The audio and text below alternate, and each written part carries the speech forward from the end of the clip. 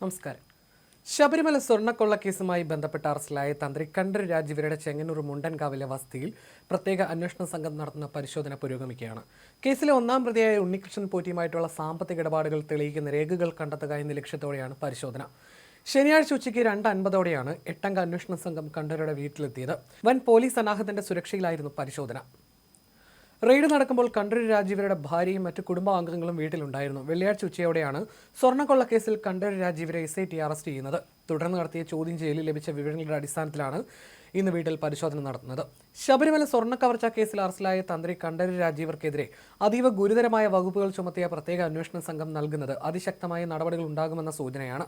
വിശ്വാസവഞ്ചന, വിലപ്പെട്ട രേഖകളിലെ വ്യാജരേഖ ചമക്കൽ, അഴിമതി നിരോധന നിയമം, ഗൂഢാലോചന തുടങ്ങിയ വകുപ്പുകളാണ് അദ്ദേഹത്തിനെതിരെ ചുമത്തിയിരിക്കുന്നത്.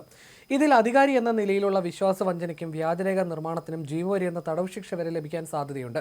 അന്വേഷണത്തിന്റെ തുടർച്ചയായിട്ടാണ് റെയ്ഡ്. കേസിലെ ഗൂഢാലോചനയിലും സാമ്പത്തിക ക്രമക്കേടുകളിലും കൂടുതൽ വ്യക്തത വരുത്താൻ ഈ പരിശോധന സഹായിക്കുമെന്നാണ് അന്വേഷണ സംഘത്തിന്റെ വിലയിരുത്തൽ. അതിനിടെ യഥാർത്ഥ വില്ലൻ കുടുങ്ങുമോ എന്ന ചോദ്യവും സജീവമാണ്. റെയ്ഡ് നടക്കുന്ന വീട്ടിലേക്ക് ബന്ധുക്കളെയും കടത്തിവിട്ടില്ല. തന്ത്രിയെ ആശുപത്രിയിലേക്ക് മാറ്റിയിരുന്നു. ശബരിമല കേസിൽ അറസ്റ്റിലായ തന്ത്രിയെ മെഡിക്കൽ കോളേജിലേക്കാണ് മാറ്റിയിരിക്കുന്നത്. തന്ത്രിയുടെ അഭിഭാഷകയായ മരുമകളെ പോലും വീട്ടിലേക്ക് കയറ്റിവിട്ടിട്ടില്ല.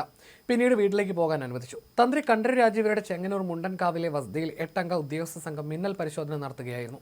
കേസിലെ ഒന്നാം പ്രതിയായ ഉണ്ണികൃഷ്ണൻ പോറ്റിയുമായിട്ടുള്ള സാമ്പത്തിക ഇടപാടുകളുടെ വിവരങ്ങൾ കണ്ടെത്തുകയാണ് പരിശോധനയുടെ പ്രധാന ലക്ഷ്യം. പോറ്റിയുമായിട്ടുള്ള രഹസ്യ ഇടപാടുകൾ തെളിയിക്കുന്ന നിർണായക രേഖകൾ വീട്ടിലുണ്ടെന്ന നിഗമനത്തിലാണ് അന്വേഷണ സംഘം എത്തിയത്. ഇതിനിടയിലും സ്വർണ്ണക്കൊള്ളയ്ക്ക് പിന്നിൽ പ്രവർത്തിച്ച യഥാർത്ഥ വില്ലൻ കുടുങ്ങുമോ എന്നതാണ് ഉയർന്ന ചോദ്യം. സ്വർണ്ണക്കൊള്ളയ്ക്ക് പുറമെ ക്ഷേത്രത്തിലെ ദ്വാരപാലക ശില്പങ്ങൾ മോഷ്ടിച്ച കേസിലും തന്ത്രിയെ പ്രതി ചേർക്കാനാണ് അന്വേഷണ സംഘത്തിന്റെ നീക്കം. ഇത് സംബന്ധിച്ച റിപ്പോർട്ട് ചൊവ്വാഴ്ച കോടതിയിൽ സമർപ്പിക്കും. ദേവസ്വം മാനുവൽ ലംഘിക്കാൻ കൂട്ടുനിന്നതിനൊപ്പം സ്വർണ്ണത്തിന് പകരം ചെമ്പ് ഉപയോഗിച്ചതായി രേഖപ്പെടുത്തിയ മഹസറിൽ തന്ത്രി ബോധപൂർവ്വം ഒപ്പിട്ടുവെന്നും അന്വേഷണ സംഘം കണ്ടെത്തിയിട്ടുണ്ട്. ആദ്യഘട്ടത്തിൽ ചോദ്യം ചെയ്തപ്പോൾ തനിക്ക് അറിവില്ലെന്ന നിലപാടിലായിരുന്നു തന്ത്രി. ആ ആത്മവിശ്വാസത്തിലാണ് വെള്ളിയാഴ്ചയും അദ്ദേഹം അന്വേഷണ സംഘത്തിന് മുന്നിലെത്തിയത്. എന്നാൽ ക്രൈംബ്രാഞ്ച് മേധാവി H. വെങ്കടേഷ് ഉൾപ്പെടെയുള്ള ഉന്നത ഉദ്യോഗസ്ഥർ കൃത്യമായ തെളിവുകൾ നിരത്തിയതോടെ തന്ത്രിക്ക് മറുപടി ഉണ്ടായിരുന്നില്ല.